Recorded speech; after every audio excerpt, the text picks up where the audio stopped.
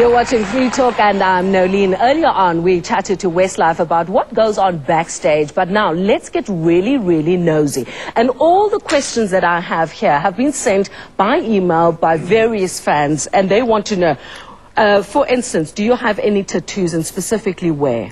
Actually, yeah, I have one tattoo on my right ankle. I'm not going to show it to you right now because I don't really like it. But myself and Nikki have had a lot of conversations about tattoos in the past. And I'm going to get a new one in the next while. Okay, it says here, if you show me that tattoo, I will promise you that I will give you $1 million. No, not me, the fan. I don't believe that. It's $1 million rand. Okay, that was just from me. All right. No, I would, apparently the tattoo is not for you. Your worst habit? I don't know, probably, I'm a bit, I could be a bit moany and a bit grumpy sometimes. Yeah, that's probably my worst habit. Yeah, so when you're moany and grumpy, what do you do? Is this early in the morning, late at night? I don't, no, I'm not. Grumps and he moans, right? I'm not really, it's not one of those where I can tell when I'm going to be moany and grumpy. It's just when I'm annoyed. Yeah. It could be about something that somebody said. It could be something to do with where we're going, what we're doing, etc. And do you take it out on the other guys? I tried not to, but I do. No, No, he doesn't. no, he's really nice all the time. All right. Any other questions from the I do studio? have a tattoo too, but I'm not going to show it either. Why don't you guys want to show me your tattoo? Because it's personal. It's personal, exactly. Really?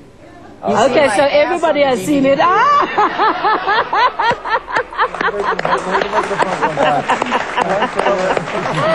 right, question for Westlife. Hi guys, I work for an NGO and I would like to know if you are involved with any charity work in South Africa and if you would like to become involved with charity work here. We're always, yeah, we're always. I'll tell you just briefly, I had a conversation with that lady before we came on air, and she actually works for an NGO where they actually take care of abandoned babies.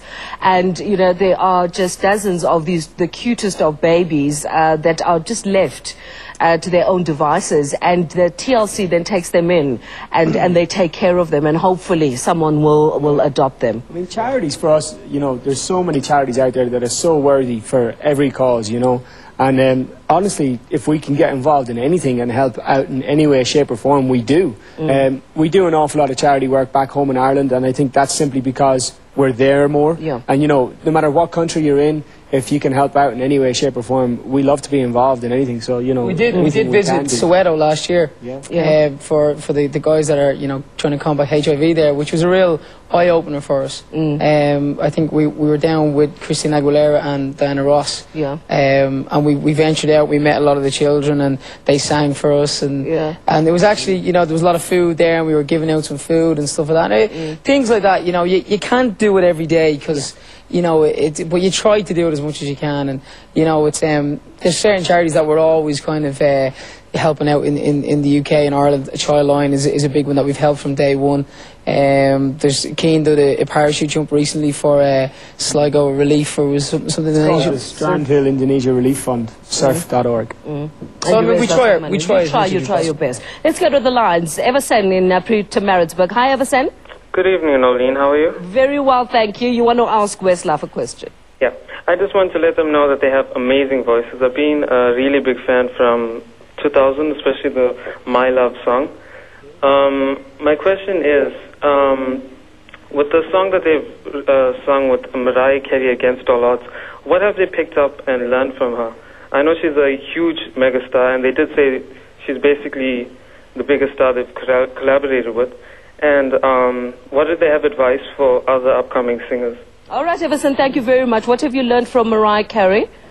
How professional she is. Yeah, she's very professional. I think, you know, she's kind of blasted with so many rumours of her being quite stroppy and bitchy or whatever. You know, and all we can speak of is our personal experience with her, which was that she was very nice, very professional, very hard working. You know, she worked till 6 o'clock in the morning with us in the studio.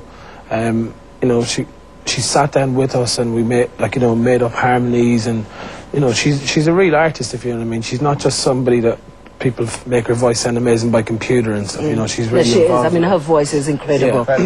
Yeah, so she's, you know, and we learned that no matter how big you get, it's a very important quality to remain sort of, you know, friendly and down to earth in your nature. Yeah, but it's coming that very question, and Everson, your question about how to inspire other upcoming artists, I'll ask that question, but how is it possible to stay? I mean, you guys, the demand on your time, when you're in South Africa, you've got to do interviews, and dozens of those. You've got fans asking for autographs all the time. Demand on your time is huge. So how are you able to stay humble and say yes all the time and be friendly all the time, instead of saying, you know what, I've had enough? Have to say no sometimes, and we had to learn that the hard way as well. Yeah, we did, because for the first few years we were so afraid to say no. You know, it was such a kind of a big thing. Oh, we have to do it, lads, because, you know, it'll be wrong if we don't, and we'll upset this person and upset that person. And in the long run, you know, after like 5 or 6 years of continuously doing that, you burn out. You get upset yourself, and you kind of like, to the point where you just you end up blowing out, you know, blowing a fuse, and, you know, you end up really upsetting someone then, because you're just saying, well, forget about it, we're blowing the trip out, you know. And has that ever happened? It happens a lot, and, you know, and a lot of people will say, oh, how can Westlife do that and not come to, you know, our country or blow out this trip? We do it for our sanity. We do it so that the next time, you know, there'll be another 100 trips to 100 different countries, and, you know, people find it very difficult to understand, but it's hard for us sometimes. So we kind of just have to stamp our feet and just kind of say no. For your sanity's sake, as they said. Another question from the audience, ma'am. Hi guys. Hello. Hello. Okay, my question is, what are you guys doing tonight? No, really. No, really. You guys do a lot of cover versions. I'd like to know why instead of doing originals. It's simple, you know. I think for us, we're kind of the helm of songwriters. You know, we have to always rely on songwriters to come up with that top quality song. We're not songwriters ourselves. And we, you know, at the beginning of our career, we had a lot of that. We had a lot of songwriters and producers coming up with amazing songs, but they're harder to come up with now, the songs, because we have a certain level of song quality that needs. We get lots of songs, original songs, but, you know, 80% of them are not even worth singing on. You wouldn't even waste your breath on them. So it's got to be kind of, you know, you got to take the best songs you can. If that means doing a cover, and if it's a great song, and if the fans enjoy that song, it's better to give them a good song than give them no song at all. All right, a question for Mark. Do you snore? This, again, is the list of questions that I got from the fans. See, I always wonder, because you can only know if you snore if somebody else tells you, because when you're asleep... One thing I do is sometimes I breathe very heavily. Yeah. And so obviously that would probably mean I snore. If you look that up in the dictionary, it says snore. I do it when I'm awake. And the question to you from a fan, what song are you most likely to sing in the shower? In the shower, whatever song is big on the radio at that time. You know, if there's a song like, remember Pussycat Dolls came on about a year ago, whatever, and just singing all that the whole time. Yeah. Do you know what I mean? So. And for you? Probably the same, just whatever's in your head. Probably not the same shower, though. Probably some...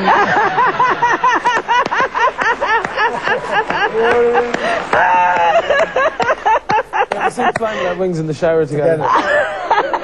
When we come back, Westlife will be performing for us live in studio. Before we go to break, let's have a quick look at what some of their fans had to say about them. What's cool about Westlife is the music. The music's just great. The music is nice. Great hairstyles. Such nice, clean-looking young men. I like them a lot. They sing really nice music. And I like it. Okay. I'm a Westlife fan because of the romance. Because they're cute. They look good. They are cute. Their voices, I don't know, I just love them. Their songs, everything. I like them because they're Irish. And they sing very well. No, I'm not singing. You came and you gave without taking. I'm not going to sing a line. I'll rather listen to Westlife, thanks. If I had to meet Westlife today, I would probably ask them what they are doing tomorrow night. They're rocking. It's just a cool band. Can't wait to see them. I love you, Westlife.